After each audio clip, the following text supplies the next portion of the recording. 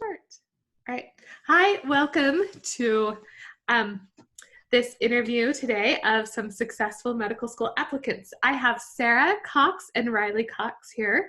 And I've linked, hopefully you've seen in the bio, I linked kind of their student-doctor discussion talking about what it was like to apply to med school as a married couple. But I thought it would be so fun to interview you both and to learn kind of how that's worked for you and what you've learned as you did all of this. And now that you've finished up your first year, you've started your second year, to also kind of see what perspective you have now based on all of that. So, oh, and I should say, I didn't even say, so both Sarah and Riley are at University of Texas Long School of Medicine in San Antonio. So I know lots of, University of Texas Health Sciences Center, it's a long name. It's a long name. So anyway, so let's start the discussion, I think, is how has it been as a married couple kind of navigating that first year? Good? You're never going to say bad in this. You're like awful, but. We've been married for 2 years at BYU, and we took a lot of the same classes together, and so I feel like we've already gotten schooled down. We practiced taking classes together before. Yes. And I had to practice of him telling me that he could do his schoolwork without me being involved before all of that. So I feel like it hasn't been much different than when we were at BYU. Yeah. And I think it's super fun because like when I meet new people and I make new friends, like they all get to know who he is too. And so I feel like that's really fun. It's really nice to always be able to ask someone, oh, did you catch that? I missed that.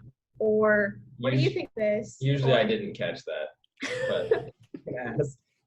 And I think we definitely have different skills and strengths as well, and so that's beneficial. Like I feel like Riley's really good at clinical skills, and so like if I want to run through something, like I feel like he is really good at remembering that and talking to me about that and giving me advice about that.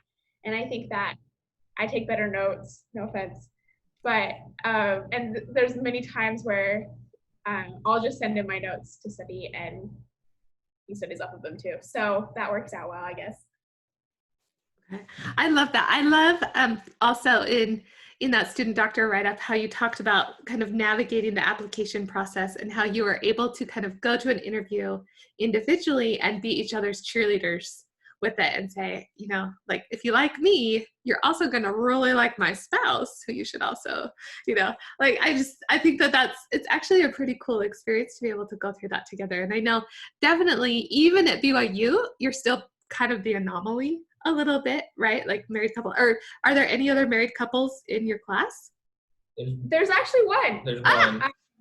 Well, that's really fun. They're both Texas natives, and so they just applied with the TMD SAS in-state program, and it worked for them to both rank this as number 1 in match year. So it was a little bit of a different journey for them than it was for us. Yeah.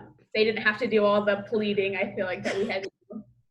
But which is fun. We're also not alone with that either. And then we're not alone at BYU. I know a couple other people who are couples from BYU who are currently at BYU who are trying to do the same thing. So right. No, I know, like, and that's part of why I wanted to do this interview, because I know it happens, like every year there's at least 1 or 2 kind of married couples to do it. So I think it's kind of fun just to see like the differences in it. So I guess that is kind of my first question. Now that, the application process was 2 years ago, and everything, what do you wish you would have known about it before you kind of started the whole process of applying to med school? I wish I would have known about the resources that are at BYU earlier. Like you as an example, I wish I had taken cheers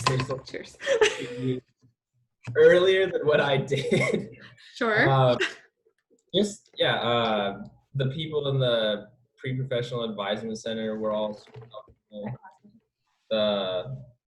and taking my essays there and Sarah edited all my essays as well, but you were really helpful in getting my personal statement to what was actually, I felt good compared to what I had written before. Well, that's nice. And so, so anyone listening to this, I'm available, right? But honestly, I do think that is sometimes one of the purposes of doing this is hopefully that people listening say, oh, maybe I should go in even, as a freshman and just start talking about this a little bit, Yeah. right? Um, but I do think too, like you guys had each other to kind of cheerlead each other on with that. Do you, and I will just say, all right, I'll stop talking because I know this interview is not me, but I will say this in the sense that I think applying to professional school, particularly medical school, is fraught with anxiety. And it's probably when you feel you're most vulnerable because you've worked so hard to get there. And then you have people saying, sorry. How do you kind of gear up for that? Or how did you guys manage that together? I actually feel like it's easier to do it together. Oh. Like, sorry for everyone who doesn't have a cool spouse like me. Because I feel like, when I was having doubts about myself, I feel like it was easy, like from an outside perspective, but still understanding the medical school application process, where I used to be like, oh, well, you're such a good candidate, such a good applicant for this reason, this reason, this reason, and this reason. And for me to do the same, like there were days in a row where I was like, I'm never going to get accepted to medical school. And I'm like, you will. Maybe not this year, whatever, it doesn't matter. But here's why you're going to be a successful physician. Here's why you shine in interviews. Here's, all these different things. And I feel like sometimes like you do get really like shut in your own like mind and be like, oh my goodness, like I'm not going to be good enough. And I feel like sometimes it's hard because your mom's like, of course you are. You're like, Mom, like you don't get what I'm doing. You don't get what I'm going through. You don't see all the other applicants that I see at the interviews. And so that's like, honestly, I feel like one of the biggest pluses of this whole do it together situation is like when he was telling me those things, like he does understand what it's like. He does see the other people at the other interviews. And I feel like for people who don't have that situation, like, find friends, find support systems, go to counseling if you need to. We both went to counseling. Like there's lots of really good things out there that can kind of provide the same kind of like positive feedback when so much of the medical school application process is you receiving negative and critical feedback.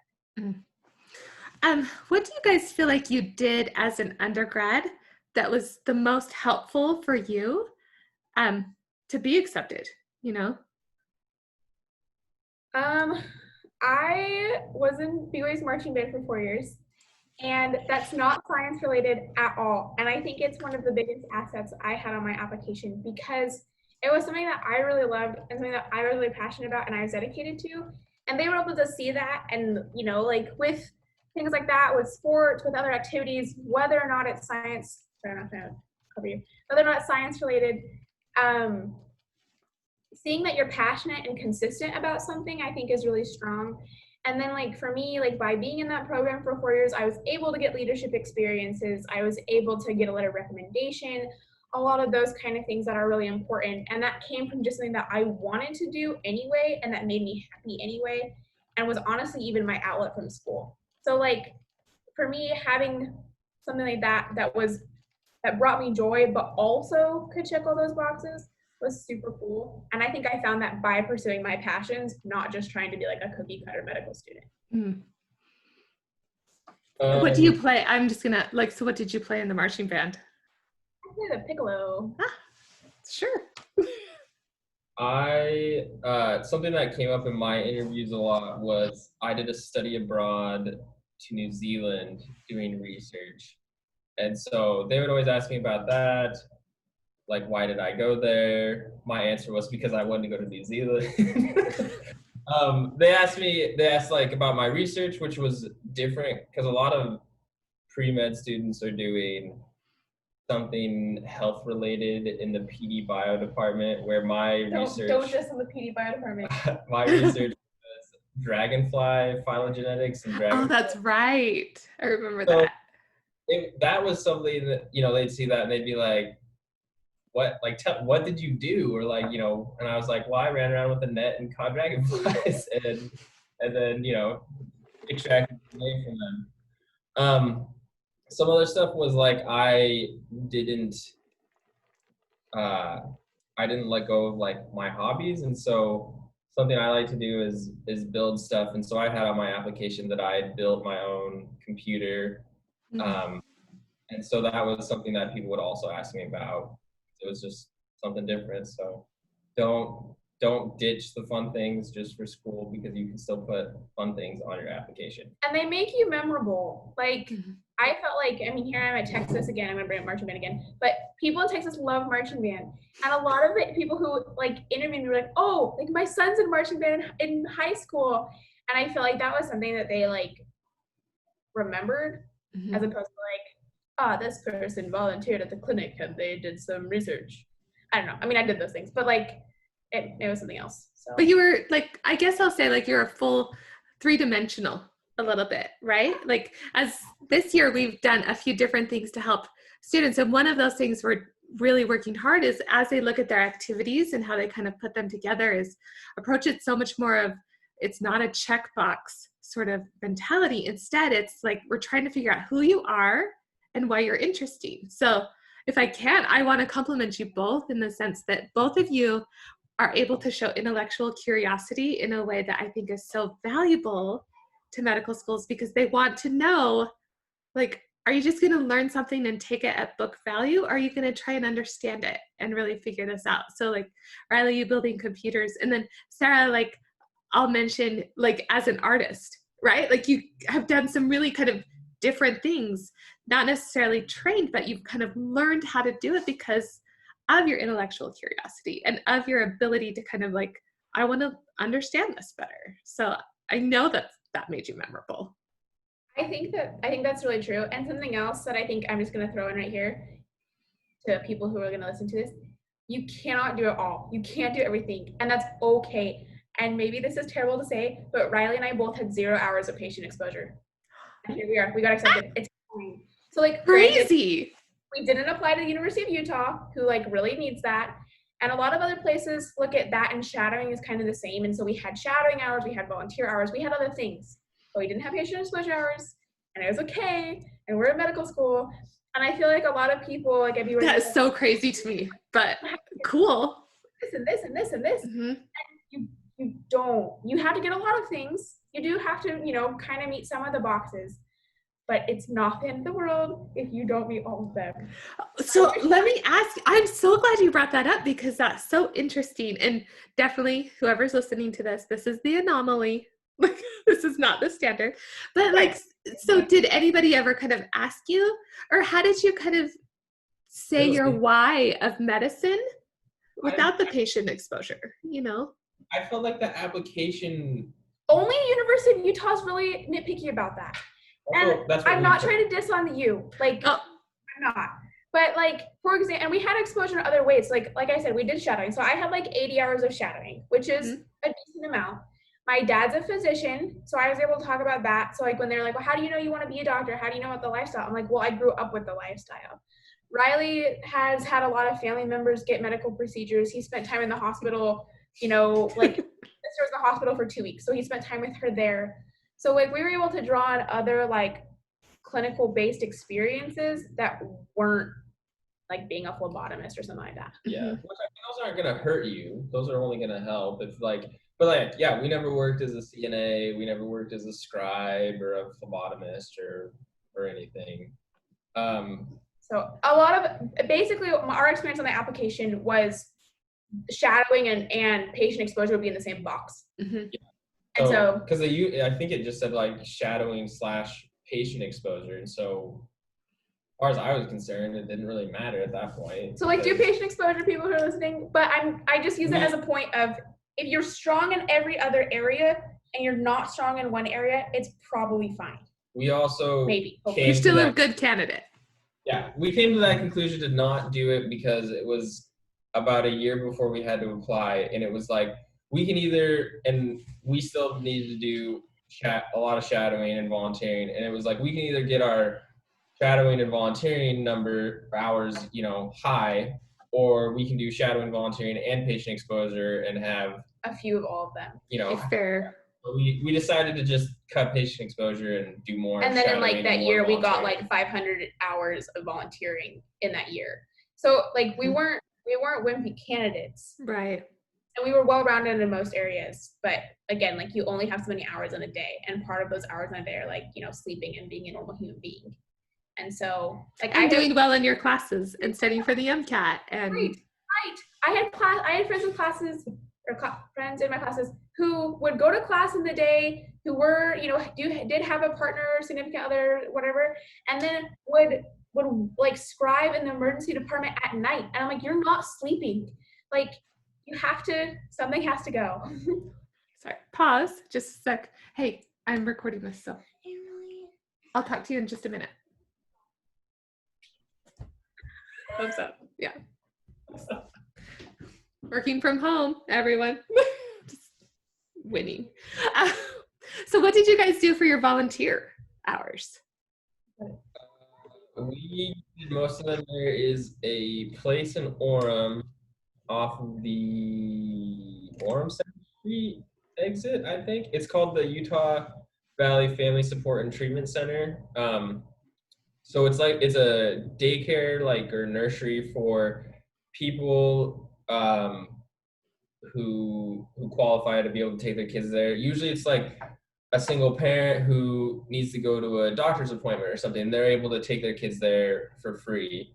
And so they have people, there's like the house parents or people who are, it's a paid position who work there. And then they always need volunteers to you just basically play with the kids. Mm. And so we did that for a whole year and a half, actually. Yeah, we did that for a really long time. And then we actually ended up, they wanted to hire us for the paid position. And we were like, actually, don't hire us. We'll still do it, but we just want to do it for free. So they were able to do that. And then after that, we're on call on the weekends sometimes. And so, which you get paid to do. And so because we weren't getting paid, we kind of that all volunteer. Because like people would call you and they'd be like, it's like if they had a crisis with kids, and so they'd be like, oh, I have a kid who's, you know, getting really aggressive and I don't know what to do. And so then you like either like try to help them calm down, or maybe they need to bring the kid in and then you go in overnight and stay with the kid, or maybe you refer them to the on-call like therapist yeah. or whatever. And so you kind of like manage those like crises. So it was really interesting. We got, again, like not super healthcare related, but we got exposure with, you know, populations of people with addictions and homeless people and a lot of kind of different, a lot of trauma, a lot of abuse. Some of the kids who come to the crisis nursery are kids who were pulled out of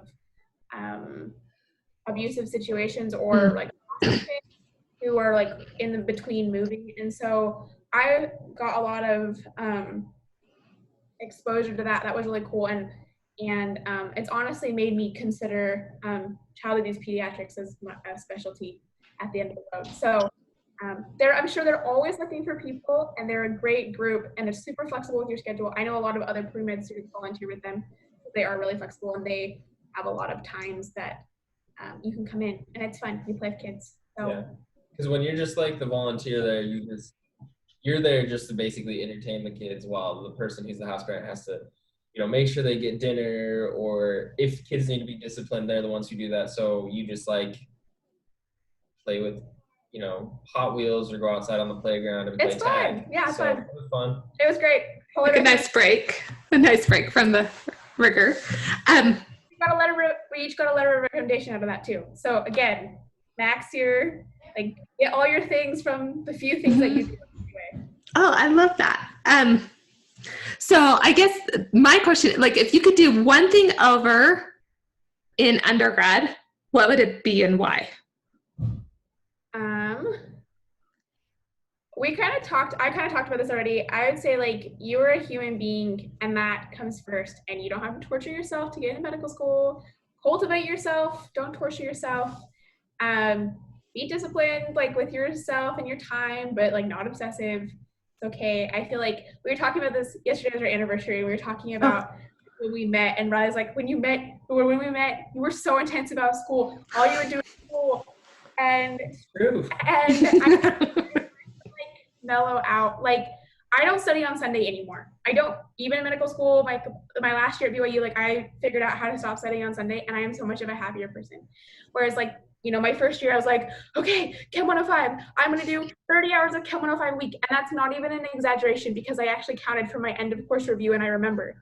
And so like, that's absurd. Don't do that. Be a human. There you go. I love that. Riley?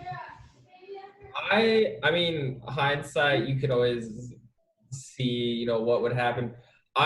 We applied to a ton of schools and did a ton of secondaries of schools that never got back to us. Or so like as an example, we applied to the school in Oregon at the Oregon Health Science Center in Portland, which we knew they almost only take Oregon residents, and we applied there. And we're not Oregon residents. They never did any, like we sent them an application, we got a secondary, we sent them a secondary, and as far as I know, I could have still gotten accepted or not accepted because they never said anything to me, and it's been 2 years. They never even sent an email that was like, no, we're not considering you. It was just total dead out. They just took my money. Yeah. How many schools did you guys apply to? Do you remember? Yes. Well, for context, like this past year, on average, students who are just applying singly, like not as a married couple, which means like you're always going to apply to more because you need all the stars to align, 39. Okay, then I don't feel bad because we did 42 did. primaries and then we ended up cutting down and we did 32 secondaries. That's not that bad. Okay. Like I know financially it's expensive. Like there's a lot of work involved in it.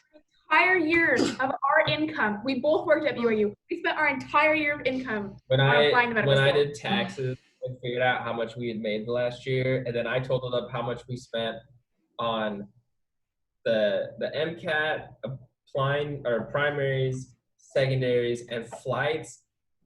They were the same amount. What we had made the last year and spent just on interviews. Not that, like, that doesn't include the groceries we had to buy. We honestly don't know where the rest of our money came from. Like, it's a miracle. I don't know how we did it. Yeah. So. Save your money, cards.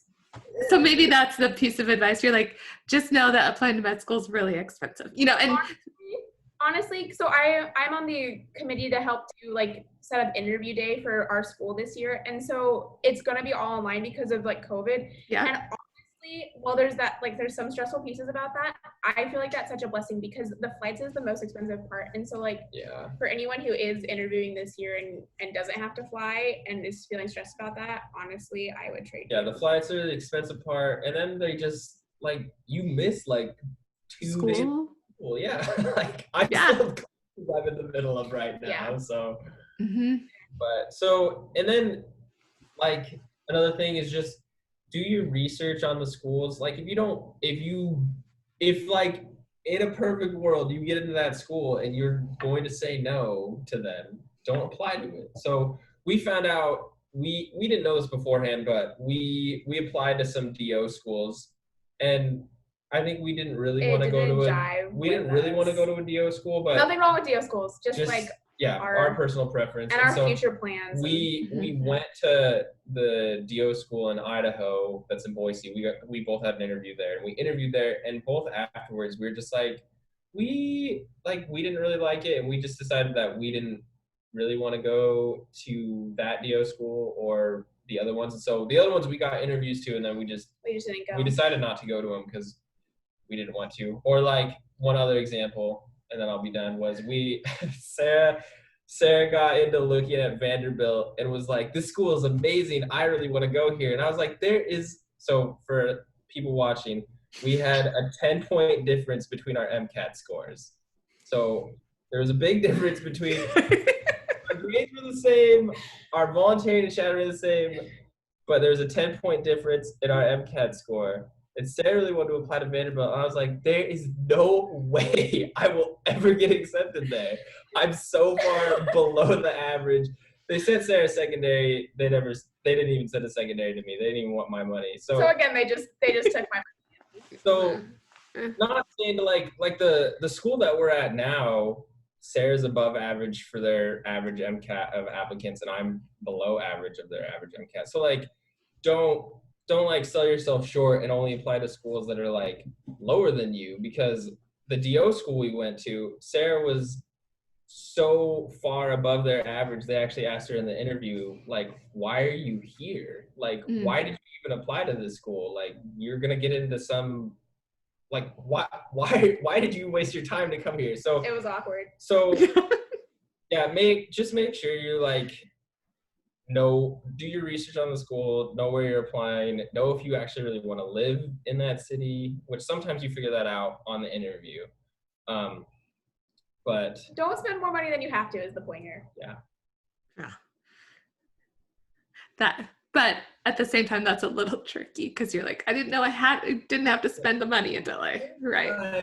You spend enough money so you don't have to apply twice, hopefully, because we're not advocating for applying to less schools. We're advocating that you choose your schools smart, which we only kind of did. Like, we didn't plan that really. And so like we got to like the time to submit secondaries, and I was like literally just Googling schools. I'm like, this school has cool colors. Okay, submit application. And that's dumb. We did I should not have done that. Because so we're both from Washington, and so our in-state school is University of Washington, which really emphasizes like primary care. They really want you to go into primary care, and we didn't necessarily. And also for their rotations, they rotate in multiple like locations, and they couldn't promise that they would keep us together. So there's a couple reasons why UW like wasn't a good option. And so we applied also to a lot of schools that were either private and accept a lot of out-of-state people. So did you found a list online? I found a list from Reddit. Sorry, here we go. Schools that take like the proportions of in-state students or like versus out-of-state students, and we really looked at that and kind of researched that and checked with that, and then we applied to Texas. I know we're at Texas. I know that but because the numbers for Texas seem low, so it's like they only take 10% of students from out of state. But the reality is, in our class, more than half of those out-of-state kids are from BYU. And I know that that's true for many Texas schools, not just ours. So, like, we applied to schools that take out-of-state kids and Texas. And well, and I felt like most of our interviews were at Texas schools. I interviewed at more than half of the Texas schools. Yeah. So Texas forever. Texas, except for not like. We don't want to live here forever, but no, just for med school. The med schools are great, and it's cheap to apply to them. The Texas application was only like $100. And it's cheap to go to them. Yes. We are going to school here for less than we would go to school in the state at UW. Yeah. Just throwing that out there. That's awesome. Yes, that's totally. You mentioned, so I don't know what you can tell us, but I would love to know, like, do you have any advice for students preparing for virtual interviews? No? I mean, I'm not interviewing anyone, so I just like help coordinate like the timing for the interview today. But basically what's going to happen, at least for our school, but I think it's pretty similar to what other schools are doing, is that they're going to have like a bunch of different, whether it's Zoom or another platform, of meetings with different groups, and then the interviews themselves are going to also be conducted over Zoom. I think there's a lot of resources out there, I think right now, about like how to make sure you have good lighting, how to make sure like you look good on camera, your microphone's working. Like my school is going to check, it's like going to do like offer students like a check ahead of time so that they can make sure all those things, but I don't know if every school is going to offer that. So like, if you can find a place that is quiet where the lighting is good and you have good internet access and make that a priority, I think everything else would be slick. I think a lot of the interview experience is like getting to talk to current students and other applicants and see if you like really vibe with the school. That's kind of what happened for us here. Like we didn't really expect that about this school, and then we both came here individually and we're like, yeah, this is a good place. Like we would want to be here. And so if that's not an option for you, which I know that like as part of our interview day, we're going to try and like help connect current students with applicants. There's the whole BYU alumni list, like reach out to people at the schools, really ask them questions so that you feel like you can learn what you need to about that school day. And then for the interviews, I honestly don't think it'll be that different, and it might honestly be better. I was so tired of walking around all day in heels, and you won't have to do that. A lot of places were really hot, and I don't really do well in the heat, so you don't have to do that. Wearing a suit in August in El Paso was not fun. Yeah. Like traveling alone stressed me out. Okay, I feel like a lot of things stress me out, but it's okay. Because other things don't. And you don't have to do that. So I feel like in so many ways, like online interviews are actually again like a blessing. And then I was talking to a friend about this the other day, and they were talking about interviewing for residency because it's going to be the same this year. And they were talking about how what they're going to do is like their top whatever 3 schools at the end of the day, they're actually going to go fly out and see more in the spring. And so that would be like my recommendation. Like if you're like, oh, I'm really going to miss like walking around on campus, well, walk around on campus in the schools that accept you or that you're on the wait list for, whatever. And then decide. So I honestly think it's better. I wish I could have interviewed. I kind of do too, just because it's more in keeping with like law schools and everything that I help with. And I'm like, well, it's so much easier to figure out if you really want to attend there when they roll out the red carpet to say you've been accepted. Yeah. And then you can really then you have a little bit more power when it comes to kind of asking questions with it, to figure out if it's a fit. So I'm hopeful that, and it's just the money saving as well. And something else, again, I don't know about any other school, but I'm assuming they're similar. I know that like if I was a student applying via interviews, I would be nervous about like things being recorded or things like, that I wasn't aware of. That's not going to happen. And there are like laws that keep that from happening. And so don't feel nervous about that if that's. I think it should be good. So, okay. Well, this has been so helpful. Is there anything else you would love to tell those aspiring physicians? Don't forget to maintain relationships with your professors because you eventually will need a letter of recommendation. And I recognize that that's hard because a lot of the science classes at BYU are like 300 students. And it's like you're in one section of multiple sections that have 300 students. And so so I got one of my letters of recommendation from my Chem 105 professor from my freshman year, which is weird because it was a class of like, she taught, I think, 2 or 3 sections of, 300 students in Benson. So she had a ton of students, and this was before I even knew I wanted to go to medical school. So I wasn't actually doing this to like get a letter of recommendation, but I went to her office hours. She eventually got to the point where she knew me by name. I could wave her in the hallway and she, knew who I was. So when it came time to apply and you got to have a couple letters of recommendation from science professors, I was able to go to her and she knew who I was. And I was able to tell her some of the stuff that happened during that time in Chem 105 that she included. But it would have been a lot harder to go to some professor who you never talked to and was like, hey, by the way, I was in your class 3 years ago and I would like a letter of recommendation from you. That's a lot harder to do. And I know they don't like it. Yeah. No one would. Right. The other one I got for science was from my calculus professor that I had actually just had like the semester previous. So I was able to do that. But I think my thing, and this obviously doesn't apply for everyone, but when I was at BYU, I didn't know any female physicians. I didn't know any people who were in Riley in my situation. I felt like there was like one semester where I was like one of 4 girls in a organic chemistry class of 200 people, and it was hard. And I was like, what am I doing? Anyway, one of the best things about being in medical school is that our class is a 50-50 split. And our faculty and our professors are, again, probably somewhere around a 50-50 split. Our administration is like a 50-50 split. And there are a lot of doctor couples that we know who are like both our professors or like our facilitators, and that's a thing. And they have kids and they make it work. And it's really cool to be able to see that. And so like, I guess like I just want to say for like anyone who ever maybe feels that way, it's okay to feel that way. It's super normal to feel that way. And there is hope and you're not crazy and it is going to work out. And there are so many people who it works out for. And, like maybe you are experiencing and seeing that at BYU, and I hope you are, and that's great.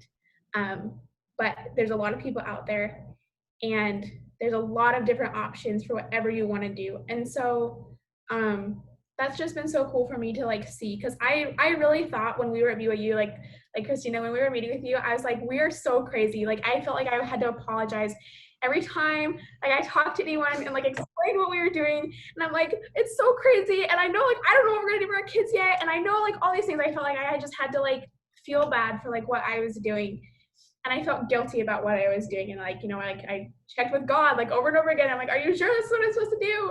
And it was, and it is, and it's not crazy, and it's super doable, and there are a lot of people who do it. So I just wanted to throw that out there, because like when I was seeing you in the real world a couple years ago, I felt like we were the craziest people on the planet. And sometimes it feels that way, but most of the time now I just feel like we're having the best time ever, and we're doing things that like normal grown-up adults do, and it's really cool. So anyway. Can I just say, like, you made me cry. So it doesn't take much. It's COVID tears. So, but honestly, like that is also one of the reasons why I want to do this and have these interviews, is because if anyone who's watching this, if you're a female watching this, like help, our office can put you in touch with other females who have done it, and let's help you feel empowered, and so that you have confidence that you can do it. And I think the other thing I also want to spotlight is just like how awesome it is and how easy it becomes to respect your aspirations when you have a spouse who also is helping you with it. So I just want to compliment both of you, because I think sometimes it can be really lonely in some of those science classes as a female. And it can be even lonelier in some of those science classes as a female when you don't feel like there's any supportive males in there as well. So I think it's like we're all working to kind of do better. And I'm excited because I think that I know that these people who are wanting to help others at BYU are there, and we just want to kind of like be louder about that, because sometimes it seems deafening, the silence. So I know that since I've left, they've created a club for future female physicians. yeah. And it's just so awesome. And I know that like they have like a mentorship program. Like I signed up to be a mentor for that, and which is super great. So like that wasn't an option for me, but I'm so glad that's an option for the people. Wow. Things are happening. It's always slower than any of us want, right? But you can do this. So good luck this second year, you guys. I'm excited for you guys to take your boards. I am not. Excited to cheer you on to take those boards, right? And then all of the other stuff that comes with it. So I would love to follow up with you guys in a couple of years when you've started your residencies to find out where you're at. So anyway, okay, thank you.